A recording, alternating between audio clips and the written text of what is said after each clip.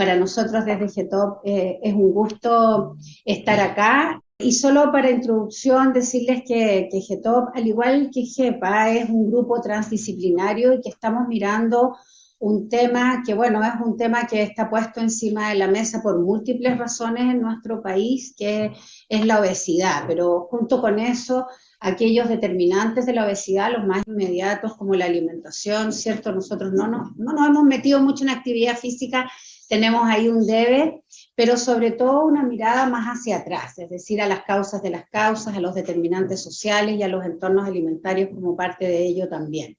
Así que este estudio que presentamos a FONIS, que lo presentamos 2 veces porque tuvimos que pulir bien ahí lo que queríamos. Al principio encontraron que habíamos sido demasiado ambiciosos, entonces nos tuvimos que poner un poco de foco. Es sobre la evaluación de la percepción de los ambientes alimentarios. Nosotros desde GETOP estamos proponiendo hace mucho rato que mientras no modifiquemos los ambientes alimentarios va a ser difícil modificar la conducta alimentaria. Y no es que estemos en contra de la educación alimentaria, pero pensamos que la educación sin un contexto es poco probable que pueda surtir efecto. Y entonces en ese sentido empezamos a investigar en torno a cuáles eran los instrumentos para poder evaluar ambientes alimentarios, porque si le estábamos echando la culpa a los ambientes, entonces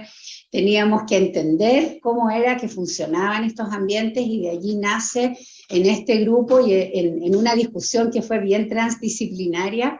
la idea de presentar este proyecto. Bueno, no les voy a dar cifras porque ustedes las saben, solo decir que este problema es un problema grave. Yo creo que es el principal problema de salud pública, y uno podrá decir, son las cardiovasculares y el cáncer, pero es que detrás de las cardiovasculares y el cáncer está la alimentación y está la obesidad, y que aunque no tenemos una encuesta nacional de salud muy reciente, la última es del 2016-2017, probablemente la próxima que venga va a empeorar, y esto no porque yo sea pesimista, sino que porque entre medio hemos tenido una pandemia bien devastadora en términos del impacto en alimentación y en seguridad alimentaria, y ya en los niños hemos visto algunos resultados bastante negativos.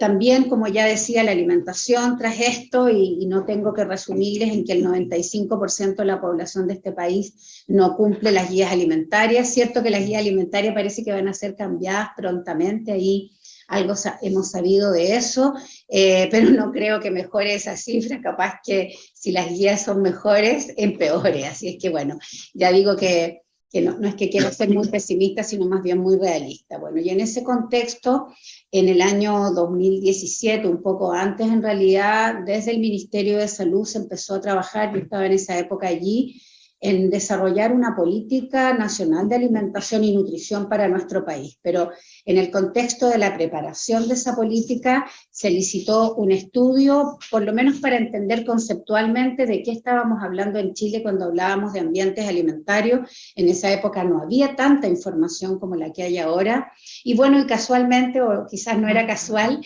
adjudicaron en ese proyecto el equipo de Patricia, Daniel y Ricardo Cerda, que no está aquí presente hoy día, y ellos hicieron un estudio muy interesante que nos propone, y es una propuesta, ¿no es cierto? Pueden haber muchas definiciones y muchas propuestas y todas son correctas, no hay una mejor que otra, pero nos propuso para Chile este modelo de ambientes alimentarios en que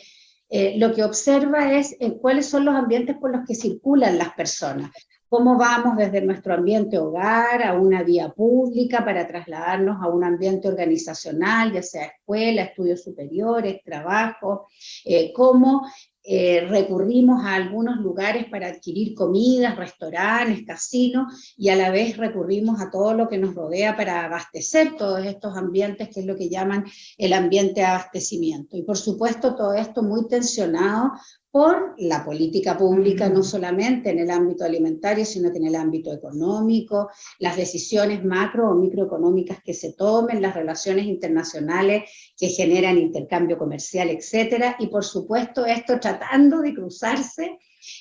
suavemente, y en realidad no es así, con nuestra cultura alimentaria. Entendiendo entonces que en este contexto podemos definir lo que es un ambiente obesogénico, como aquel que promueve esta alimentación que hoy día tenemos, ¿no es cierto? Una alimentación que sabemos que no es saludable y que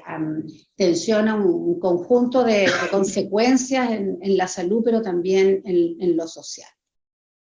Bueno, entonces el objetivo del proyecto que presentamos fue evaluar diferencias en la percepción del ambiente alimentario entre hogares de comunas de distinto nivel socioeconómico en base a un instrumento estandarizado. Ese es el objetivo más macro, hacia allá estamos caminando. Y para eso nos pusimos 5 objetivos específicos y están chiquititos, el 2, el 3, el 4 y el 5, porque lo que vamos a presentar hoy día es más bien los resultados a propósito del objetivo específico 1, que es adaptar culturalmente un instrumento. Investigamos ahí qué instrumentos estaban disponibles, nos pareció que este era muy interesante, que le llaman NEMS-P, que es el Nutrition Environment Measurement Survey, y el P es de Perception. Y estos NEMS tienen también estudios del ambiente de restauración, tienen estudios del ambiente de abastecimiento, tienen distintos instrumentos para evaluar ambientes que coinciden bastante con nuestra definición de ambiente, y creo que eso fue lo que nos atrajo tanto para adaptar este instrumento, y porque también este estudio de percepción, este instrumento de percepción, ha ido demostrando en este tiempo y desde antes que partiéramos que tiene una muy buena relación o correlación con los otros ambientes, es decir, lo que la gente percibe efectivamente parece que lo que está pasando. Bueno, y los otros objetivos tenían que ver ya con apuntar más al objetivo principal, que era entonces, después de validado este instrumento y de probado en un piloto, ir a aplicarlo ya en terreno en 2 comunas, una es Cerro Navia y la otra es Macul, que son de niveles socioeconómicos bastante diferentes. La CACEN las tiene ahí bien separadas. Así es que, bueno, eso es nuestro proyecto. Para el piloto lo que hicimos fue aplicarlo en Peñalolén, que es una comuna distinta a las comunas finales, para no ensuciar en nada la muestra, y eso fue en 200 hogares, en 2 ocasiones. Tuvimos ahí una pérdida, pero fue menor al 20%, que lo encontrábamos como exitoso. Bueno, obviamente este piloto no buscaba, no es el levantamiento de información que queremos al final, sino era un poco probar el instrumento, y por eso hay una parte que es medir la confiabilidad de la validez. Ahí se aplicaron los coeficientes. Yo soy antropólogo, por lo tanto esta es la parte muy ajena a mí, pero en general había varias preguntas que tenían valores aceptables de confiabilidad y de consistencia, porque además nos aplicaban 2 veces, era la consistencia interna que tuvieran las respuestas, y habían algunas que no, y eso implicó obviamente que ahora en este momento se está haciendo el levantamiento final, que este instrumento fuera modificado después del piloto. Bueno, estos son los datos muy generales descriptivos de la población. Como decía Lorena, la mayoría eran mujeres, el promedio eran 43 años, y hay una serie de como resultados ante ciertas preguntas de percepción, por ejemplo, del ambiente doméstico, de percepción si tienen disponibilidad de ciertos alimentos, ¿no? Disponibilidad de fruta, y en general hay unos valores altos, pero estos valores altos, que son percepción de disponibilidad, no nos dicen mucho, justamente porque no sabemos cómo se comportan esas poblaciones. Voy a pasar como estas que son más descriptivas, pero igual hay cosas interesantes. Por ejemplo, la compra del supermercado y la feria se produjo en esto. ¿Cuál es el lugar más importante de compras? Se producía una diferencia marcada entre 2 grupos, que como la mitad más o menos compra básicamente en el supermercado y la otra mitad en la feria, y eso también nos llevó a plantearnos preguntas que originalmente el instrumento no tenía. Por ejemplo, si estos 2 grupos tienen conductas distintas. Y tratamos de hacer en este primer piloto, que, reitero, no es una muestra que busque los resultados finales de la aplicación del instrumento, pero tratamos de buscar si es que esos cruces están produciendo algo, es decir, si estarían conductas diferenciadas por la gente que compra en el supermercado o compra en la feria. Y bueno, lo que a mí me parece me encuentro más interesante del momento en que estamos es un poco esto, ¿no? Esta es la pregunta original, que era la de disponibilidad de alimentos en el hogar, que tenía el instrumento norteamericano, que tiene unos alimentos que a uno le pueden parecer, no sé, poco discriminadores de nada, como pan blanco y pan de grano entero, en general en Chile ese tipo de dicotomías no existen, y nosotros hicimos la apuesta a partir de todos estos grupos focales y todas las entrevistas que hicimos antes y todo este proceso de adaptación, además de los alimentos que aparecen en la Encuesta Nacional de Consumo Alimentario, una lista de alimentos que nos parecía pertinente preguntar, ¿no? Que es la lista que ven a la derecha. Y lo que nosotros hicimos, por ejemplo, en el caso de las frutas, si ustedes esperan en el modelo norteamericano, pregunta por tipos de frutas específicos, nosotros hicimos frutas y verduras, ciertos agrupamientos, que considerábamos que eran más comunes o menos comunes tener, ¿no? Bueno, y cuando empezamos a ver cómo se comportaban estos 200 individuos, pasó que efectivamente había una correspondencia, se agrupaban los alimentos. Yo no entiendo muy bien cómo se interpreta este gráfico, pero el bioestadístico yo confío mucho en lo que él dice, y se agrupaban efectivamente los alimentos saludables con los no saludables, y eso permitía construir un factor que de algún modo permitiera clasificar los comportamientos en una escala de salud, de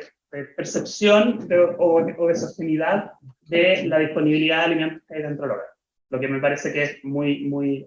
interesante. Dentro de los cruces que hicimos, nosotros hicimos muchos cruces. El único que en esta muestra, que no era una muestra que estaba intencionada para hacer algún tipo de análisis, pero el único cruce que nos empezó a parecer sistemáticamente como que producía diferencias significativas, era el asociado con la edad, ¿no? En este constructo que hicimos de disponibilidad de alimentos saludables y alimentos no saludables, que todo se transformó en alimentos no saludables, porque además y esa es una decisión, digamos, discursiva, narrativa de cómo uno lo ordena. Podría ser un indicador de alimentos saludables o uno de no saludables, y como estamos en esta línea de poder tener un instrumento que permita medir la percepción de lo obesogenia, preferimos ponerlo en el eje de lo no saludable. Nos empezó a dar que, por ejemplo, la gente menor tenía una percepción de que el ambiente era más no saludable, más obesogénico. Lo que sí había es que había una pequeña correlación entre ingreso y edad, ¿no? Que también cuando uno hacía el cruce de ingreso con, por ejemplo, este indicador de no saludable, como era una muestra que no fue segmentada por ingreso, fue el ingreso que nos decían las personas, no había mucha correlación de nada, no era muy significativa. Sin embargo, cuando uno cruza ingreso con edad, sí efectivamente hay una pequeña diferencia, y en general la gente menor a 48 años, para hacerlo como más claro, porque pasa una cosa, una pequeña campana, pero la gente menor a 48 años tiene más ingresos en general que la de esta muestra, que fue no intencionada, tenía un poco mayor ingresos que quienes son menores. Obviamente estos son resultados muy en bruto, porque ¿de qué interpreta uno que después diga que estas personas que tienen menos, si en su ambiente como más obesogénico, hay que un gran espacio para la interpretación, ¿no? Porque las personas que tienen más ingresos perciben el ambiente como más obesogénico. Yo tengo la impresión de que debe tener algo que ver también con la disponibilidad de ferias, y que las personas con menos ingresos finalmente en Peñalolén, que hay una alta disponibilidad de ferias libres, compran mucho en ferias libres, y por lo tanto puede pasar eso, pero eso ya es una interpretación que excede completamente los resultados. Hicimos así un cherry picking de preguntas que íbamos a hacer los cruces, porque no era nuestra intención que los resultados del piloto fueran resultados para mostrar en términos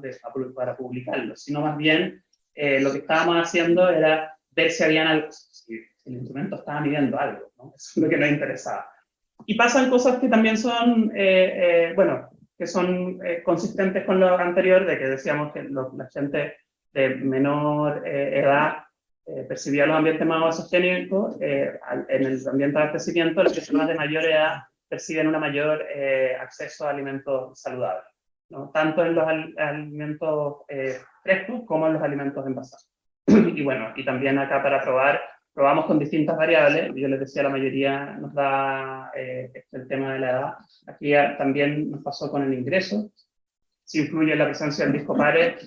a mayor ingreso, en general, influiría más. Y cuando esta otra sobrepercepción de alimentos con sello, y aquí sí se cruzaba con este dato de la feria y el supermercado, y les decía que lo probamos, porque no era nuestra intención original plantearlo como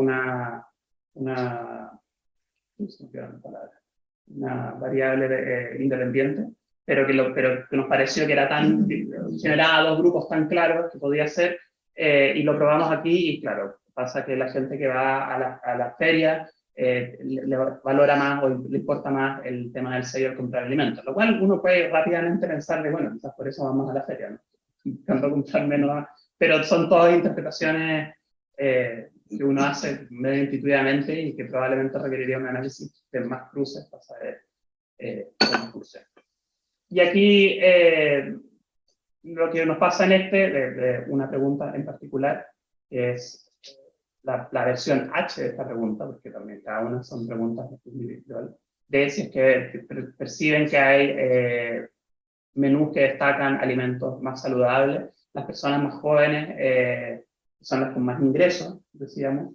perciben que hay más lugares donde hay promociones o que se destacan, o que se ofrecen alimentos saludables. Se promueve más promoción, más en el sentido de que se promueve más que de la oferta. Y con el tema del ingreso, y esto es un poco raro, respecto a todo lo que hemos venido mostrando, pasa lo mismo. La gente con menos ingresos también dice que va a lugares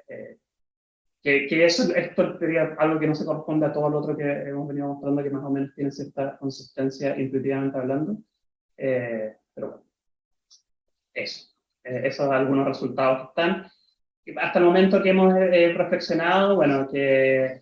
el instrumento, obviamente el instrumento, y decía Lorena que en Chile se están haciendo en este momento distintos instrumentos de evaluación de ambientes alimentarios. No se está trabajando el tema de la percepción. Creemos que en el tema de la percepción hay una beta de trabajo que nos parece interesante, y que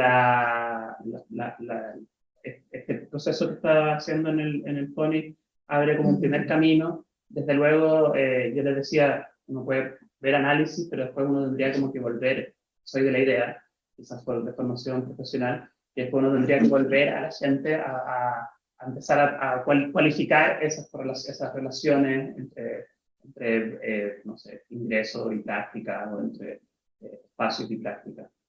Pero es importante que haya un primer momento, o sea, un primer instrumento que más o menos estandarizado, que nos permita tener una primera aproximación a esta idea de la percepción. Y es importante que estos instrumentos estén adaptados. Yo creo que en la pregunta que yo les mostraba, la pregunta 15, la de la disponibilidad de alimentos, a mí, o sea, como lo que yo veo bien de cómo vamos en el PONI hasta el momento, es que esa pregunta funcionó, y por lo tanto todo este proceso de adaptación cultural, que muchas veces uno hace solo una adaptación idiomática, pero en esa pregunta da la impresión de que más o menos vamos bien encaminados, es decir, más o menos hemos podido lograr tener cierta sensibilidad para adaptar el consumo local o la disponibilidad de alimentos locales de la población. Y entonces es necesario adaptar estos instrumentos culturalmente, no solo idiomáticamente, como muchas veces se ocupa, ¿no? Claro, este es un instrumento mucho más complejo que algo que mida, no sé, cuántas cervezas se toma uno en la semana. Son como mediciones como súper estandarizadas en todo el mundo, sino acá hay que ver cómo qué se está percibiendo, cómo se entiende esa percepción, cómo también los productos están disponibles. El tema de que en Chile exista la ley de etiquetado hace que haya un marcador súper gráfico que discrimina los alimentos envasados entre más o menos saludables y no saludables. Podría discutir si los ultraprocesados sin sellos son saludables, pero al menos hay un indicador. Claro, hay un indicador más o menos gráfico. Y como nosotros lo hemos pensado, que es un poco lo que decía Lorena a propósito de esto de que hemos estado hablando de escribir Policy Brief, y bueno, y un poco el sentido también de esto es tener también algún insumo para poder hacer políticas públicas en los territorios. Nuestra preocupación de cómo planteamos el PONI, y también esto que yo les decía, que en los grupos focales incluyésemos a gente de la atención primaria, trabajadores de la atención primaria, aunque es un instrumento largo y complejo, y yo sé que en la atención primaria es improbable que se apliquen instrumentos muy, muy complejos, de algún modo una información importante que puede servir para articular políticas locales a nivel municipal, es decir, tener un mapeo más cualitativo de cómo está distribuido el territorio y cómo se percibe ese territorio. Y bueno, y lo que le comentaba recién es un poco En este equipo, obviamente, uno cuando está todavía trabajando en un proyecto ya empieza a pensar lo siguiente. Las reflexiones que nosotros hemos hecho es justamente eso, es a partir de este instrumento empezar a trabajar con estudios más cualitativos tras la aplicación de este instrumento en determinada población, no en el contexto de este fondo necesariamente, pero tenemos intención de presentar un proyecto, que quién sabe si sale en el proyecto, que va un poco en esa línea, es decir, de empezar a profundizar este tipo de percepciones que están con un instrumento muy estructurado, empezar a como profundizar cómo las personas perciben su entorno alimentario, su ambiente alimentario, y cuando eso es génico, más con metodologías más, no sé, más etnográficas de seguimiento de esa población, pero desde luego creo que el insumo de este instrumento, o sea, creo que son cosas que dialogan, ¿no? Tener también una información más estructurada, que permita también establecer algunas líneas que sean necesarias profundizar, porque si no es un trabajo como muy de ciego, de ponerse a buscar desde dónde uno parte a ver la percepción de la población. Yes.